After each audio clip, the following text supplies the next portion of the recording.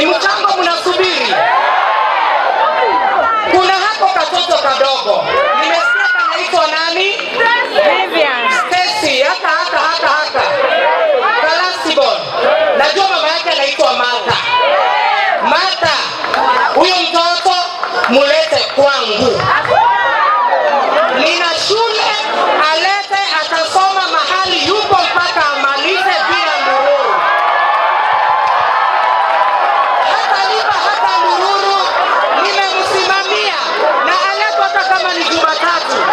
Na mama yake atashuhudia kuna ndururu amelipa. Kwa hivyo 2027 Anne Wamuyu Mwita ndio anaweza kuwa MCA na kuwaletea maendeleo Isiba.